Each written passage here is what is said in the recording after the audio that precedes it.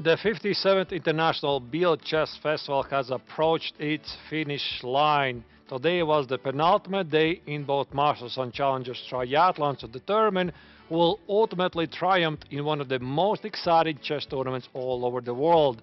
So today we saw quite a bit of interesting games both in the Masters and Challengers, but the most important game of the round was Pragaranda, the top seeded player, the world number 8, versus the two-time winner Lim Le. So this is how the game started with e4, e5, knight f3, knight c6. Possibly Prague was expecting the Petrov defense. Still, Lim Le decided to play more conventional chess, bishop b5, and knight f6, the Berlin variation, inviting white to play short castle, followed by knight e4 and the so-called Berlin endgame. The Indian player decided to decline it. He played d3, bishop c5, bishop c6, d takes on c6. In many lines, white is not really threatening to take on e5. For example, here, knight e5 is just not great because of queen d4, hitting the knight on e5, and also checkmate threat on f2, so it didn't happen. Queen e2 was played, renewing the threat of knight e5. Here, the Vietnamese grandmaster played queen e7, knight e2, and knight d7, a common move in the position, sometimes thinking about rerouting the knight to f8 and possibly to e6 as well.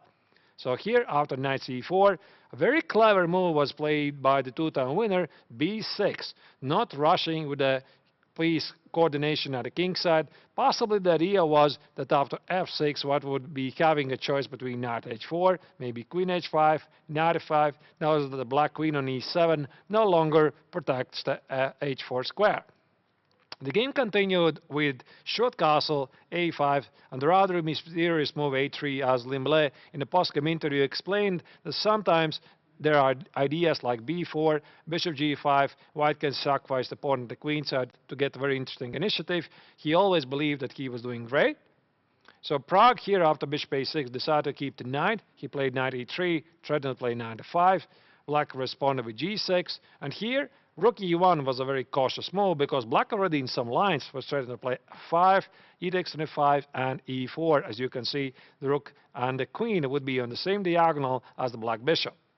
The game continued with bishop d6. Black was threatening to play c5 at some point.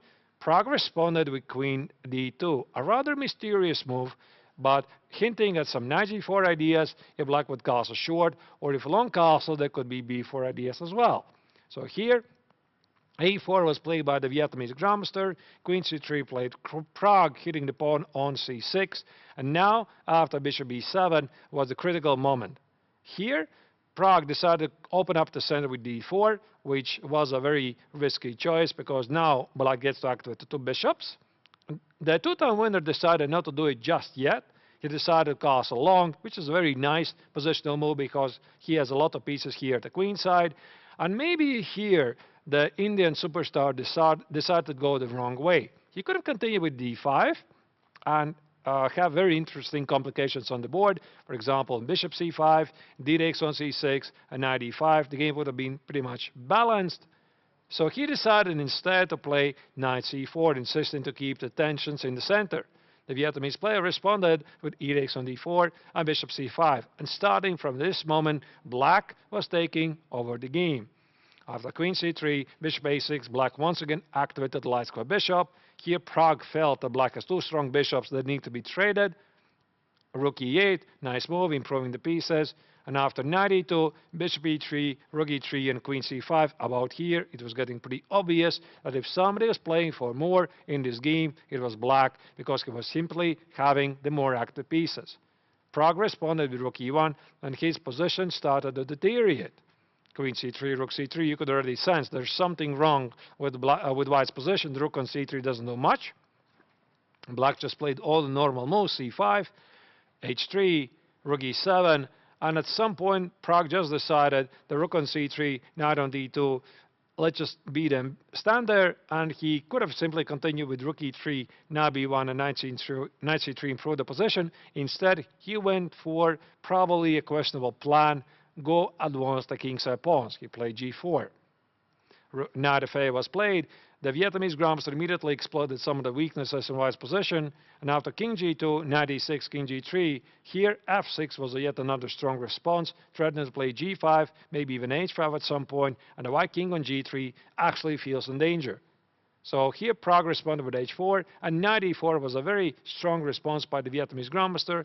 Engines actually like here h5 immediately, and then play knight e4, but knight e4 immediately secures material advantage because knight e2 is a very big threat, and this prompts Prague to respond knight x on d4, rook d4, and white drops the pawn on e4 by force, because the knight on d2 cannot be defended because of the awkward placement of the white rook on c3. So after knight f3, rook e4, the trade had to be done, and here the Indian grandmaster attempted to set up a fortress which was just not meant to be. So the final nuance in this position, g5, fixing the pawn on g4, and after h takes, f takes, king h3, here the Indian player was claiming that this might be actually a fortress, because when you look at the position more carefully, now you realize it's not so easy for black to make a progress. There's no points of penetration, everything is guarded, h5 is always just g takes on h5, so the question is, how exactly does black plan to win this?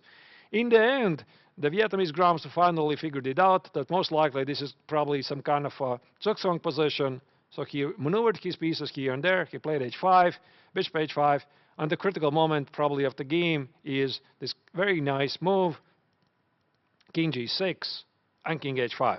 Threatened to play king h4, with g3 ideas, now after king g3, king g5, white was simply in a zugzwang. So there's no moves to be played.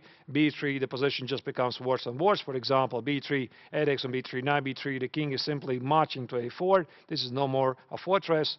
There's no other better moves. So the Indian player played e4, and the position just very quickly collapsed because, again, he's in a zugzwang. e5, bishop f5, knight f1, bishop e6, knight e3, yet another zugzwang, so white has to move. His position is not holding together. He played knight f1. And here, very interesting moment is the Vietnamese grandmaster, instead of grabbing the pawn on e5, which would allow white to build up some sort of a fortress, which probably is not holding, he went for the immediate king e4, immediately hunting those queenside pawns at white's queenside. So Prague played knight g3, knight h5, and knight g7, and after e6, the simplest response from the two-time winner was the simple bishop e6, king b2, and white's queenside simply falls apart, and Prague and Da had to stop the clock, accept a loss, and also congratulate Limle for winning the Biel triathlon for the third year in a row. So absolutely stunning performance by the Vietnamese grandmaster. This is essentially a record of the modern history of the Biel Chess Festival. So we are probably going to check the standings of both Masters and Challengers, because all of the both of the sections have been decided. Limle wins the Masters. In the meantime, in the Challengers, the top three already is set, because in the round 2, Alexander Donchakov defeated Vaishali, and this means that also Vaishali cannot overtake Alexander in overall rankings. The only question is how the Masters top 3 is going to look like, because the race for the second place is still open, and all of the 3 players can finish in the second place. So the action will continue tomorrow as usual at 2 p.m. Central European Summer Time. Come check it live to see how the 57th International Biel Chess Festival will conclude. Thank you for watching.